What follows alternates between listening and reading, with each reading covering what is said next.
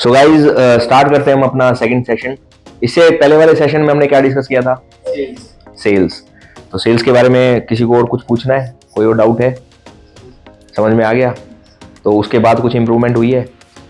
हाँ, तो अब जो बात कर रहे हो तो उसमें और पहले जिस तरीके से बात करते हैं उसमें कुछ चेंजेस आए हैं?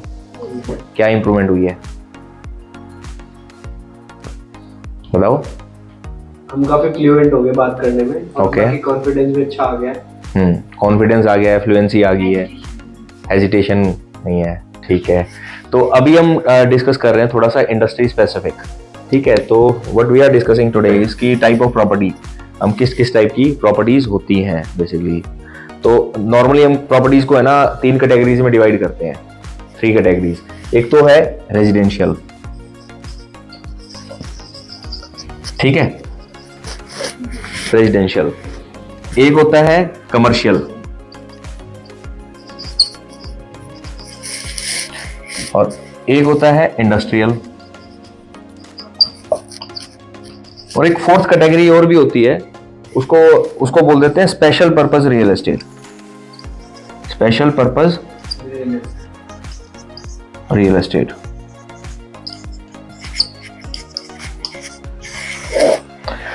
रेजिडेंशियल कौन सी प्रॉपर्टीज होती हैं? रेजिडेंशियल जैसे मकान हो गए, कोठी हो गई। रेजिडेंशियल में वो प्रॉपर्टीज आती हैं जहां हम और हमारी फैमिली रहती है, खाती पीती सोती है, ठीक है ना। तो जो लिविंग पर्पस के लिए हम यूज करते हैं जिस प्रॉपर्टी को, वो होती है रेजिडेंशियल प्रॉपर्टी। रेजिडेंशियल प्रॉपर्टी के टाइप्स कौन कौन से होते हैं? रेजिडेंशियल प्लॉट्स होते हैं, फ्लैट्स, कोठी, अपार्टमेंट वगैरह जो होते हैं, ठीक है ना, बंगलो, विला, विला कोठी एक ही हो गया, पेंट हाउस। प्लॉट, जो प्लॉट्स होते हैं नॉर्मल, जैसे कोई टाउनशिप होती है, टाउनशिप के अंदर प्लॉट होते हैं, जो सेक्टर होते हैं, जैसे हरियाणा में हुड्डा है, पंजाब में पुड्डा है, ठीक है ना। वैसे यूपी के अंदर ये आपकी नोएडा अथॉरिटी है, ग्रेटर नोएडा अथॉरिटी है, गाजियाबाद है। उत्तराखंड में जाएंगे तो वहाँ पे HRDA है। तो अलग अलग जो अथॉरिटीज होती हैं अलग अलग एरियाज में जो एक्टिव हैं, तो वो अथॉरिटीज जो डेवलपमेंट करती हैं, और जो कॉलोनाइजर जो अपनी प्राइवेट डेवलपमेंट करते हैं, ठीक है, तो उसमें आपको क्या ऑफर करते हैं? प्लॉट्स ऑफर करते हैं, फ्लैट्स ऑफर करते हैं, विला ऑफर करते हैं, है ना, अपार्टमेंट्स वगैरह, पेंट हाउस ऑफर करते हैं। तो वो डिपेंड करता है किस टाइप की सोसाइटी है। तो society to society different type की रेजिडेंशियल प्रॉपर्टीज हमें वहां पर मिलती हैं। तो रेजिडेंशियल प्रॉपर्टी, अब प्लॉट है तो उस पर आप मकान अपना बना सकते हो, ठीक है ना। तो प्लॉट में क्या होता है कि आपकी जमीन आपकी, मकान आपका, छत भी आपकी। फ्लैट्स में जो अपार्टमेंट्स होते हैं, हाई राइज अपार्टमेंट्स होते हैं, इसमें क्या होता है, इसके अंदर आपको फ्लोर मिलता है ना। जो आपका फ्लैट फॉर एग्जांपल एक हाई राइज टावर है 15 मंजिल का, 20 मंजिल का, उसके अंदर आपका 7वें 8वें फ्लोर पे है, तो आपको वो फ्लोर मिल गया, ठीक है ना। और कॉमन फैसिलिटीज आप यूज कर सकते हो, ठीक है। जो गेटेड सोसाइटीज होती हैं उसके अंदर जितनी भी कॉमन फैसिलिटी है, चाहे वो पार्क है, स्विमिंग पूल है, क्लब है, जिम है, ठीक है ना, पार्किंग है, तो कॉमन फैसिलिटीज आप यूज कर सकते हो। जो रूफ के राइट्स होते हैं वो सबके कॉमन होते हैं, और रूफ किसी एक की नहीं होती। तो जो मकान होता है जिसमें कोठी होती है, विला होता है, उसके अंदर क्या होता है, आपको छत मिलती है, भैया आपकी खुद की छत है, ठीक है ना। आप उसके ऊपर गार्डन बना सकते हो, पूल बना सकते हो, जो भी आप करना चाहो आप कर सकते हो परमिशन लेके गवर्नमेंट से। तो डिफरेंस कहाँ जाता है? फ्लैट क्या हो गया, फ्लैट में आपको केवल अपना फ्लोर मिलता है, और उसमें प्लॉट अगर है तो प्लॉट में जमीन आपकी होगी। पेंट हाउस क्या होता है? पेंट हाउस होता है जो टावर का सबसे टॉप फ्लोर होता है ना, जो टॉप फ्लोर बोले तो जो छत होती है, छत के ऊपर बना के देते हैं आपको पेंट हाउस। तो पूरी छत जो होती है, नॉर्मली क्या होता है ना, पूरा का पूरा जो टावर होता है, टावर पे एक ही पेंट हाउस बनता है, उसकी छत पे, रूफ पे। तो उसमें क्या होगा, आधे पोर्शन में कंस्ट्रक्शन हो जाएगी, आधे पोर्शन में आपको ओपन एरिया मिल जाता है, तो वो पेंट हाउस होता है, ठीक है। तो कोई मतलब थोड़ा सा क्लासिफिकेशन थोड़ा सा दिमाग में होना जरूरी है कि रेजिडेंशियल प्रॉपर्टी पे हम जैसे काम कर रहे हैं तो रिक्वायरमेंट क्या है हमारी। अब कोई प्लॉट मांग रहा है तो आपको समझ में आना चाहिए कि प्लॉट, एक पिक्चर जानी चाहिए दिमाग में प्लॉट की। फ्लैट मांग रहा है, कोठी है, विला है, पेंट हाउस है, फार्म हाउस भी होते हैं, ठीक है ना। तो कोई फार्म हाउस, आजकल फार्म हाउस का काफी ट्रेंड चल रहा है। तो ये सब किसका पार्ट है? रेजिडेंशियल प्रॉपर्टी का। रेजिडेंशियल प्रॉपर्टी के बाद आती है कमर्शियल प्रॉपर्टी। कमर्शियल प्रॉपर्टी में क्या है? जहां हम पैसे अर्न करते हैं, पैसे अर्न करते हैं, या फिर ये बोल सकते हैं कि जहां हम अपना काम करते हैं, जहां बिजनेस होता है, चाहे वो दुकान है, चाहे वो ऑफिस है, ठीक है ना, तो वो सब किस में आएगा? कमर्शियल प्रॉपर्टी में। जैसे जिसके अंदर क्या आएगा? शॉप आ गई, शॉप्स, शोरूम्स नहीं, होटल्स भी यू कैन से, लेकिन उसको हम डिफरेंट कैटेगरी में रखेंगे। शॉप्स और शोरूम्स आ गए, ऑफिस आ गए, ठीक है ना। तो इस टाइप की जो प्रॉपर्टीज होती हैं वो होती हैं कमर्शियल प्रॉपर्टी। तो कमर्शियल प्रॉपर्टी बेसिकली क्या हुई? जहां पर हम अपना रोजगार, जो हमारा व्यापार है, ठीक है ना, हम जॉब कर रहे हैं, तो हम कहीं शोरूम में जॉब कर रहे हैं, शॉप में जॉब कर रहे हैं, ऑफिस में जॉब कर रहे हैं, तो वो जो प्रॉपर्टी है, वो प्रॉपर्टी किस क्लास के अंडर आएगी? वो आएगी कमर्शियल के अंडर, ठीक है। उसके बाद होता है इंडस्ट्रियल प्रॉपर्टी। इंडस्ट्रियल प्रॉपर्टी जिसके अंदर कोई फैक्ट्री है, ठीक है, जिसके अंदर कोई कुछ किसी चीज की प्रोडक्शन हो रही है, ठीक है ना, तो वो क्या हो गया? जैसे फैक्ट्रीज होगी, वेयर हाउसेज हो गए। वेयर हाउसेज क्या होते हैं? क्या होते हैं वेयर हाउसेज? वेयर हाउसेज होते हैं गोडाउन्स, गोदाम, ठीक है ना, जिसके अंदर कंपनी अपना सामान रखती है, ठीक है ना। फैक्ट्री तो आप समझते ही हो, भाई किसी भी चीज़ की फैक्ट्री है, कोई प्लास्टिक बना रहा है, कोई केमिकल बना रहा है, ठीक है ना, कोई ऑटोमोबाइल पार्ट्स बना रहा है, कोई स्पेयर पार्ट्स बना रहा है, ठीक है ना, तो कोई प्लम्बिंग, कोई इलेक्ट्रिक इक्विपमेंट्स बन रहे हैं उसमें, ठीक है ना। तो डिफरेंट टाइप की जो मैन्युफैक्चरिंग हो रही है वो बेसिकली फैक्ट्रीज में होती है और वेयर हाउसेज में। तो ये रियल एस्टेट का पार्ट है।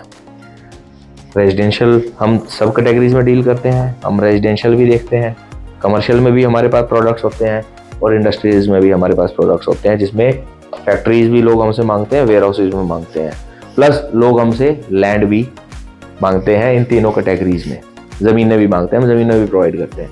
रेजिडेंशियल में ज़मीनें बोले तो किसी को अपना टाउनशिप बनाना है, ठीक है ना, तो टाउनशिप बनाना है तो वो इसके अंदर भी लैंड मांग सकता है। भाई उसको जमीन पे ही तो बनेगी, हवा में थोड़ी बनेगी। कोई भी टाउनशिप बनेगी कहाँ बनेगी? जमीन पे। तो जमीन तो इसको भी चाहिए। अब किसी को मॉल बनाना है अपना, दुकानें बनानी है, तो वो कहाँ बनाएगा? जमीन पे बनाएगा पक्का। तो इसको भी लैंड चाहिए। फैक्ट्री कहाँ बनेगी?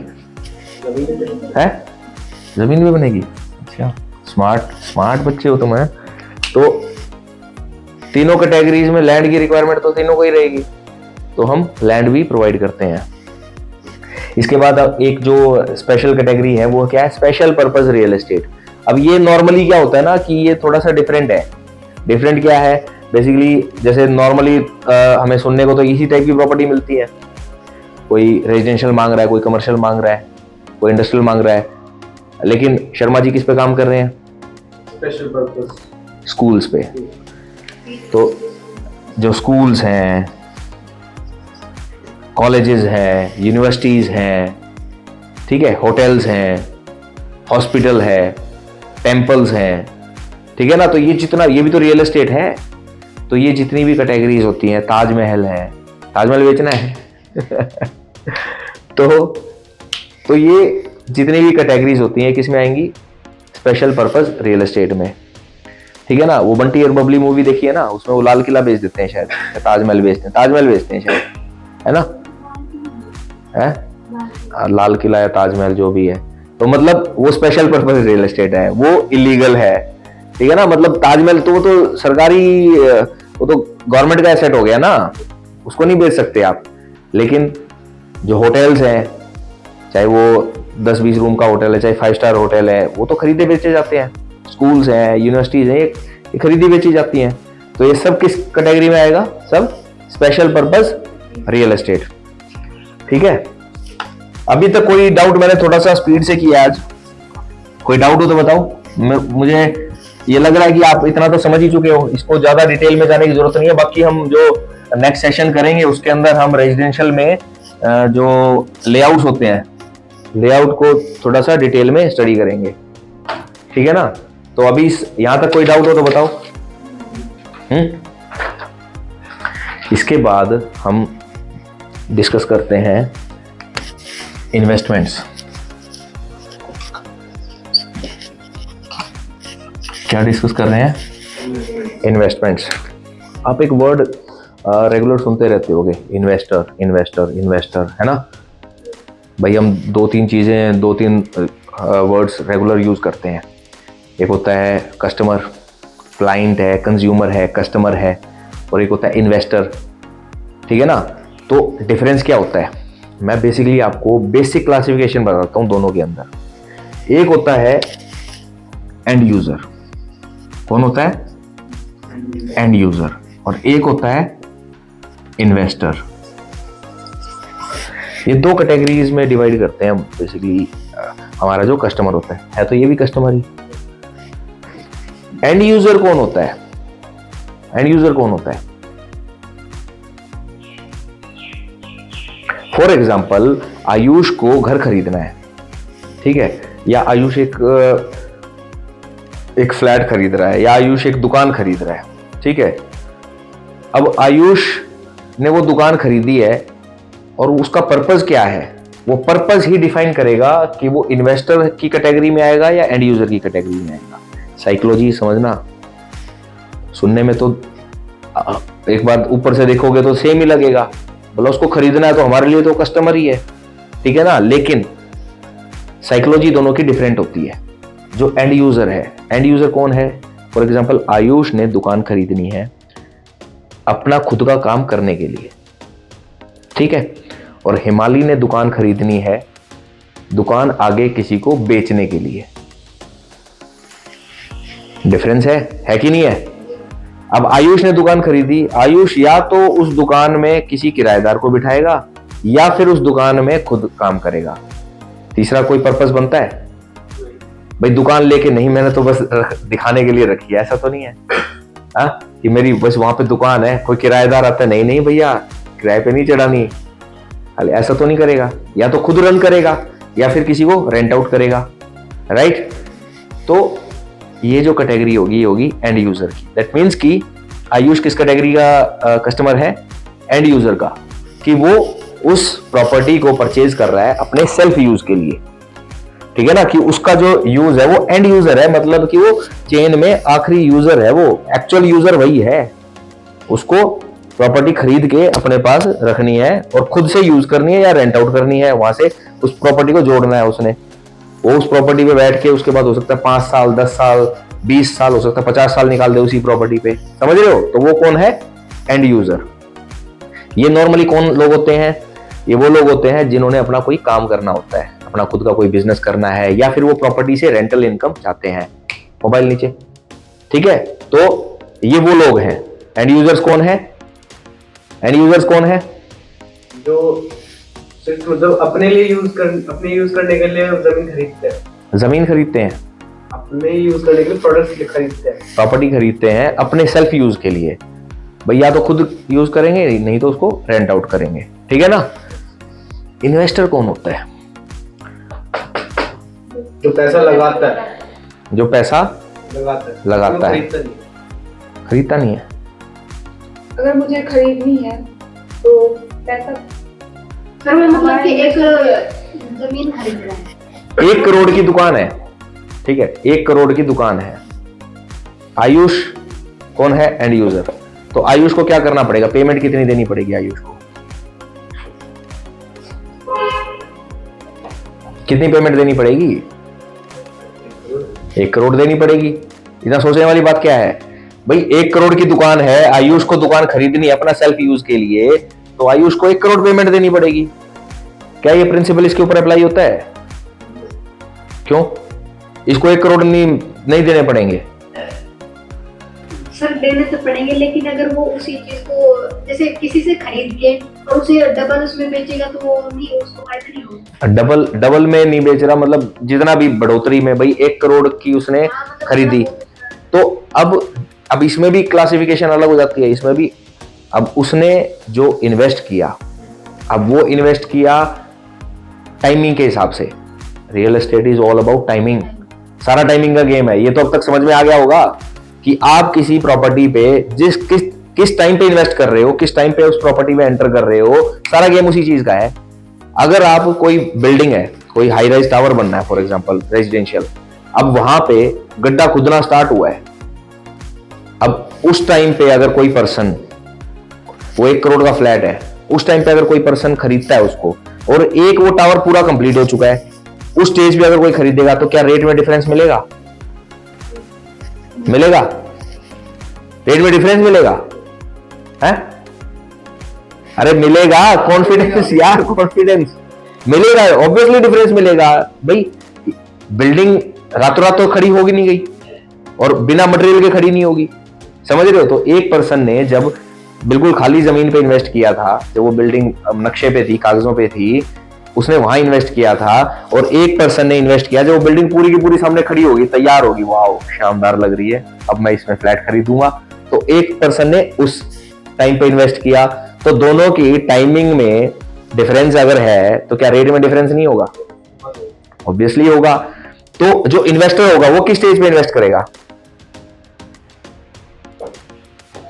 कौन सी स्टेज वाला इन्वेस्टर है इसमें से? ऑब्वियसली यार, मतलब सोच क्या रहे हो, जिसने बिल्कुल शुरुआत में किया, क्यों? बेनिफिट तो उसको मिला, और जो लास्ट में खरीद रहा है वो कौन है? एंड यूजर है भाई। पूरा बनने के बाद तो एंड यूजर ही जाएगा ना। और अगर कोई पूरा बनने के बाद उसको बहुत शानदार लग रही है, अब मैं उसमें इन्वेस्ट करूंगा, तो क्या आप उसको इन्वेस्टर बोलोगे? मतलब वो एक स्मार्ट इन्वेस्टर नहीं है, हम उसको स्मार्ट इन्वेस्टर नहीं बोल सकते, क्योंकि investment is all about risk. आप जितना ज्यादा रिस्क लोगे, भाई जब जमीन पेपर्स पे थी, जब वो पूरी प्रोजेक्ट पेपर्स पे था, तो उस टाइम रिस्क भी तो था।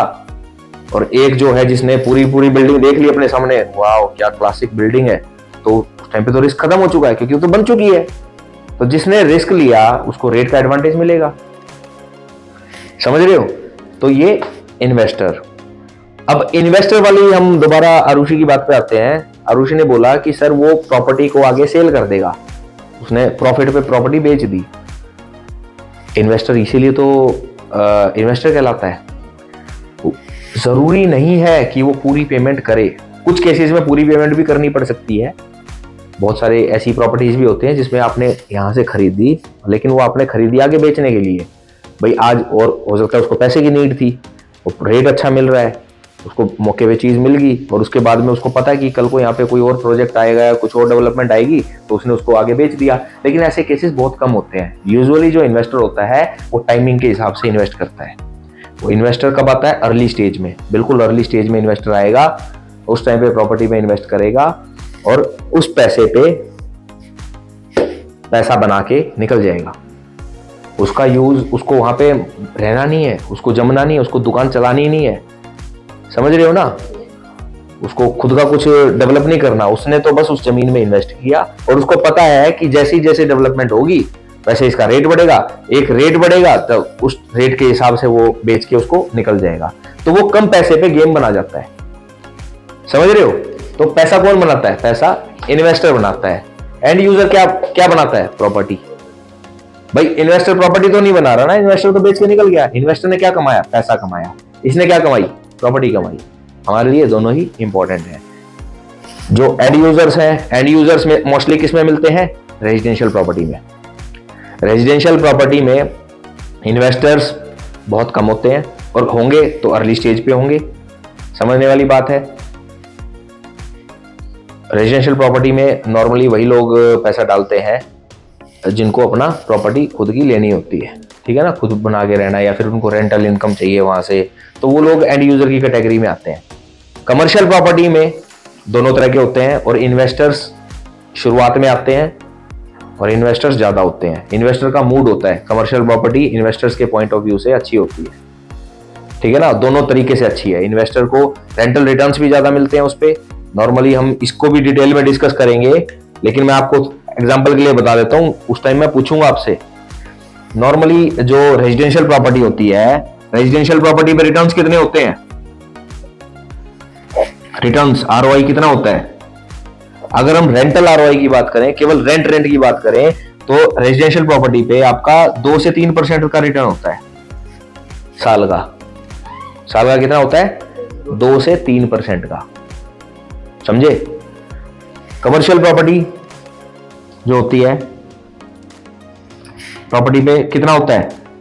6 से 7% का, 5 भी बोल सकते हो, 5 से 7% का। तो रिटर्न के हिसाब से कौन सी प्रॉपर्टी बेटर है? कमर्शियल, ठीक है। लेकिन कस्टमर का माइंडसेट होता है, कस्टमर की साइकोलॉजी होती है। किसी को रेजिडेंशियल प्रॉपर्टी समझ में आती है, जो ज्यादा रिस्क नहीं लेना चाहता, समझ रहे हो? उसको ये है कि भाई मैंने तो प्रॉपर्टी खरीद ली, मेरे को महीने का इतना किराया इसमें से आता रहे, किराएदार मेरे सामने बैठा है, मैं उससे जाके किराया ले लेता हूँ। तो वो नॉर्मली फ्लैट्स के केस में, अपार्टमेंट्स को ठीक, तो वो लोग इन चीज़ों में ज़्यादा इन्वेस्ट करते हैं। जिसको कमर्शियल वाला होता है उसको पता है कि रिटर्न थोड़ा ज़्यादा आएगा। हो सकता है प्रॉपर्टी पे तुरंत किराएदार ना मिले, थोड़ा वेट करना पड़ जाए, लेकिन एक बार वो जाएगी तो रेंट ज़्यादा देगी, ठीक है ना? तो वो कमर्शियल प्रॉपर्टी होता है। तो हम बात कर रहे थे इन्वेस्टमेंट्स की। ये वाला पॉइंट समझ में आया अपने को? हाँ, कोई डाउट है इसमें अभी? इन्वेस्टर रिटर्न ऑन इन्वेस्टमेंट, आपने जो इन्वेस्टमेंट किया उसके ऊपर आपको कितना रिटर्न मिल रहा है, कितनी कमाई मिल रही है, कितना पैसा मिल रहा है, ठीक है? तो ये है इन्वेस्टमेंट। तो इन्वेस्टमेंट में हम किस किस टाइप की इन्वेस्टमेंट होती है उसको थोड़ा सा डिटेल में डिस्कस करते हैं, ठीक है? एक होती है इन्वेस्टमेंट, आपने सुना होगा शेयर मार्केट, सुनिए, stocks, share market. Share market क्या होती है? पैसा लगाते हैं उसमें। आप पैसा किस चीज में पैसा लगाते हो आप? शेयर मार्केट कंपनीज में। आप क्या देखते हो कि कंपनी का शेयर वैल्यू कितना है? शेयर क्या होता है? हिस्सा, हिस्सेदारी, ठीक है ना? तो आपको कंपनी की हिस्सेदारी बहुत फ्रैक्शंस में मिल जाती है, बहुत टुकड़ों में मिल जाती है। आप कोई कंपनी का हो सकता है, और वो भी डिपेंड करता है कि किस लेवल की कंपनी है। अब रिलायंस का शेयर हो सकता है आपका 10,000 रुपये का हो, ठीक है? वहीं पे अगर कोई छोटी कंपनी नई स्टार्ट हुई है तो उस कंपनी का शेयर हो सकता है 500 रुपये का हो, 100 रुपये का हो, 50 रुपये का हो, 10 रुपये का हो, 2 रुपये का हो। तो ये शेयर्स होते हैं। तो जो शेयर मार्केट होती है जो इसको रेगुलेट करती है, ठीक है? तो वो शेयर मार्केट में हम कंपनी के क्या खरीदते हैं? उसके थ्रू स्टॉक्स खरीदते हैं। तो एक इन्वेस्टमेंट होती है स्टॉक्स की इन्वेस्टमेंट, जिसमें आप कंपनी के शेयर्स में पैसा लगाते हो। प्रॉफिट भी हो सकता है और लॉस भी हो सकता है। Risk is very high, risk इसमें हाई होता है। आपको नहीं पता ना कि कल को कंपनी की फंक्शन कैसे चलेगी, कंपनी में तुरंत लॉस भी हो गया तो शेयर मार्केट डाउन होगी। जैसे अभी आपने रिसेंटली सुना होगा, हालांकि वो कंपनी लिस्टिंग से बाहर है, जैसे नहीं, अभी एक तो ट्विटर है जो उसको टेक ओवर किया एक्स ने, इलॉन मस्क ने। एक अडानी, हमारी इंडिया के जो हैं गौतम अडानी जी, उनकी कंपनी है अडानी। तो अडानी ग्रुप, अब अडानी ग्रुप के ऊपर एलिगेशंस लगी थी, जो हिंडनबर्ग रिपोर्ट आई थी उसके बेसिस पे कुछ एलिगेशंस लगी, एकदम से स्टॉक गिर गया, समझ रहे हो ना? तो उसमें क्या हुआ कि जिन लोगों ने पैसा डाला था, आज उन्होंने फॉर एग्जांपल 200 रुपए पे पैसा डाला और शेयर गिर गया 100 रुपए का हो गया, तो आपकी इन्वेस्टमेंट तो आधी होगी, ठीक है? और अगर कोई पॉजिटिव न्यूज आ जाती है तो एकदम से ऊपर भी चली जाती है मार्केट। तो ये होते हैं स्टॉक्स, ठीक है? तो एक टाइप की इन्वेस्टमेंट क्या होती है? स्टॉक्स की इन्वेस्टमेंट, शेयर मार्केट की इन्वेस्टमेंट, ठीक है ना? सेकंड क्या होती है आपके? सेकंड क्या होते हैं आपके? बॉन्ड्स। अब नॉर्मली स्टॉक्स आपको कितना रिटर्न देते हैं? स्टॉक्स कितना रिटर्न देते हैं? नॉर्मली स्टॉक्स हमें डिपेंड करता है शेयर टू शेयर, 10 से 12%, 13%, 15% तक के रिटर्न दे देते हैं, ठीक है ना? तो स्टॉक्स कितना रिटर्न देते हैं? 12, 13, 15% तक के रिटर्न दे देते हैं।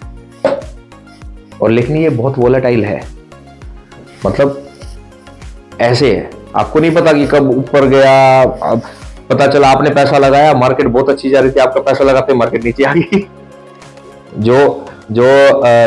जो फाइनेंशियल क्राइसिस आया था अपने देश में, स्टॉक मार्केट क्रैश हुई थी, तो वो क्रैश में क्या हुआ था भाई? नॉर्मल चल रही थी मार्केट, अच्छी चल रही थी, एकदम से क्रैश कर गई। वो क्रैश कर गई तो सबके इन्वेस्टमेंट डूब गई।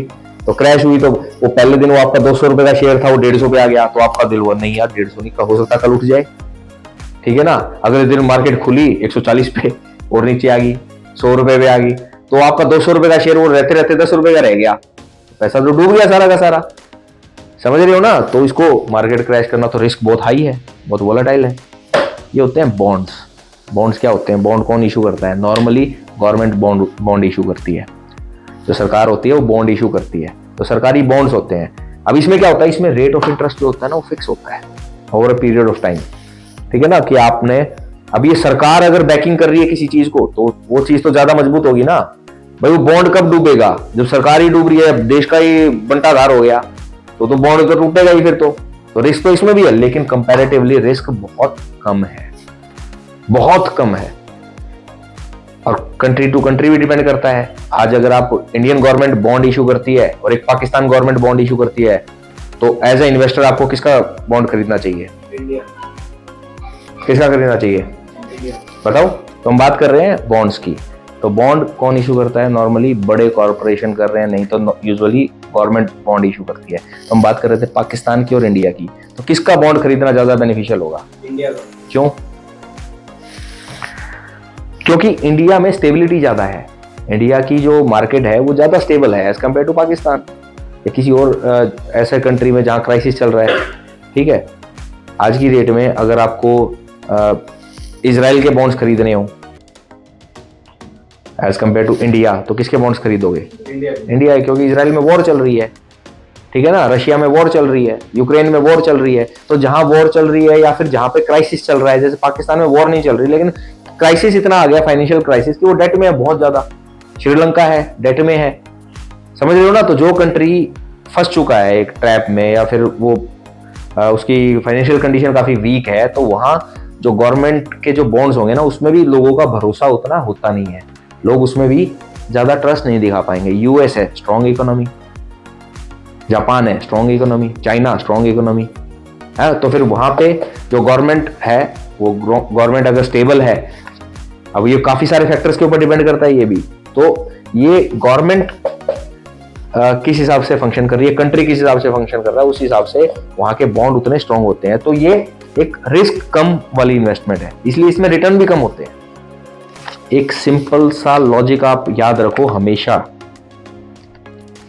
क्या लॉजिक है, क्या बताने वाला हूं मैं बार बार इस बात का जिक्र करता हूं, हाई रिस्क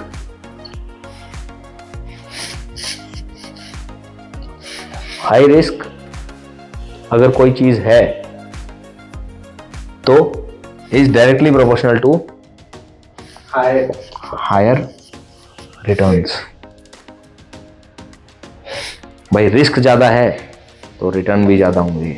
हमने जमीन के केस में देखा, रियल एस्टेट में आपने जिस टाइम पे इन्वेस्ट किया, आपने स्टार्टिंग में इन्वेस्ट किया तो आपका रिस्क ज्यादा था तो रिटर्न भी तो ज्यादा थे। तो high risk is directly proportional to high returns, low risk is directly proportional to low returns.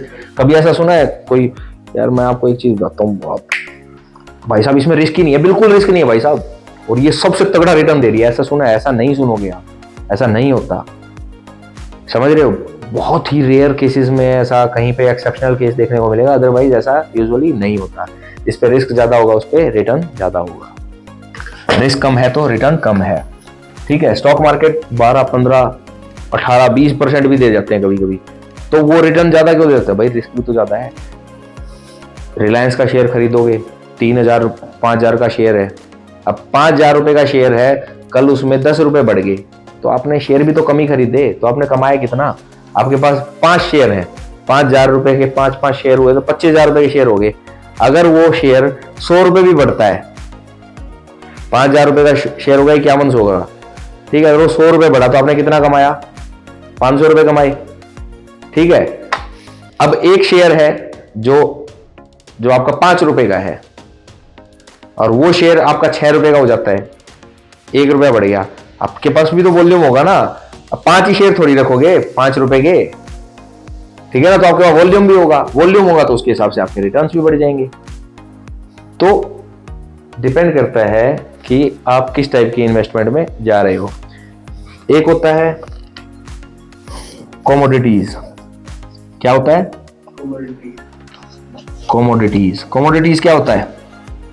Commodities होती हैं आपकी ऑयल, गोल्ड, सिल्वर, ठीक है ना, मेटल्स जो होते हैं, तो इनकी भी तो ट्रेडिंग होती है। तो ये सब किस कैटेगरी में आता है? कमोडिटीज में।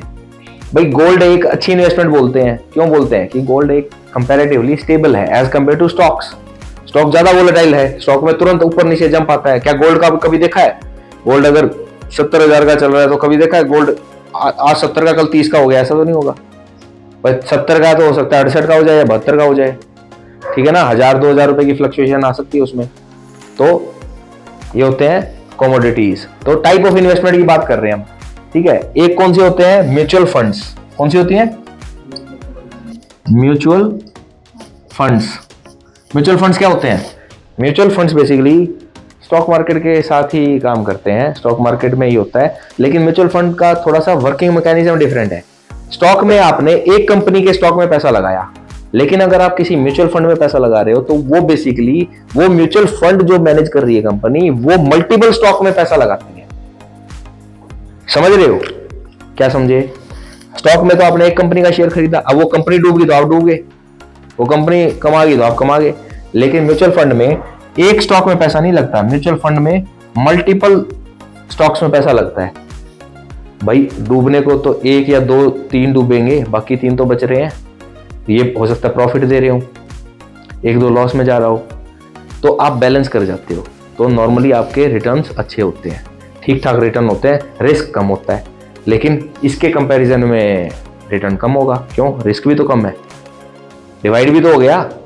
अब यहाँ पे पता चला आपने एक इसके ऊपर आपने 30% रिटर्न कमा लिया, ठीक है, और इसमें आप 10% नीचे चले गए, इसमें 10% नीचे चले गए, तो आपका कितना बचा?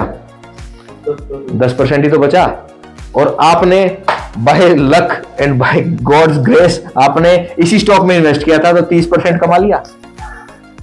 समझ रहे हो ना? इसमें वो रिस्क डिवाइड हो गया, तो रिस्क डिवाइड हो गया तो वो म्यूचुअल फंड में आ गया। तो म्यूचुअल फंड बेसिकली क्या हो गया? आपका रिस्क को डिवाइड कर देता है, ठीक है। तो ये स्टॉक्स की इन्वेस्टमेंट है। उसके बाद हमने रियल एस्टेट, तो हम जानते ही हैं रियल एस्टेट में इन्वेस्ट करते हैं लोग, और हम इस इंडस्ट्री में ही काम कर रहे हैं। तो रियल एस्टेट, अब रियल एस्टेट बेसिकली प्रॉपर्टी की इन्वेस्टमेंट होगी, ठीक है।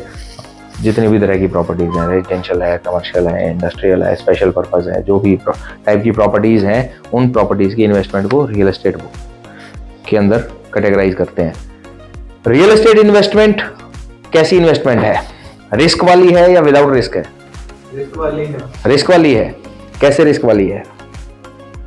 रिस्क वाली कैसे है? कंपेयर करें अगर बाकी चीजों के साथ, तो कितना रिस्क है इसमें?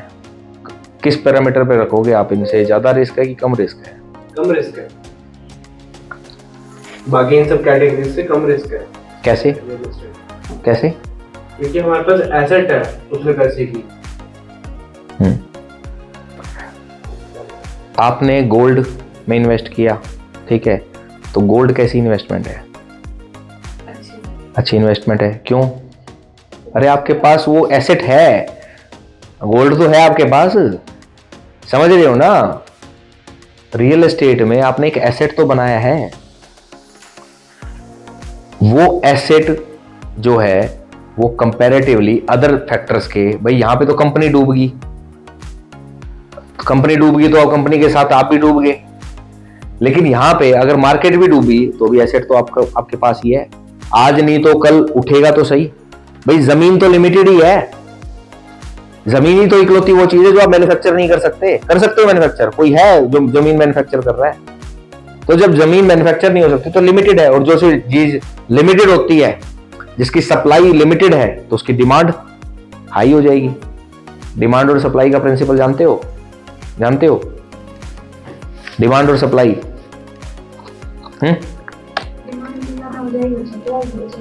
कैसे? डिमांड ज्यादा होगी सप्लाई बढ़ जाएगी, ऐसे कैसे? डिमांड कैसे बढ़ती है, सप्लाई कैसे बढ़ती है? डिमांड और सप्लाई का प्रिंसिपल क्या बोलता है?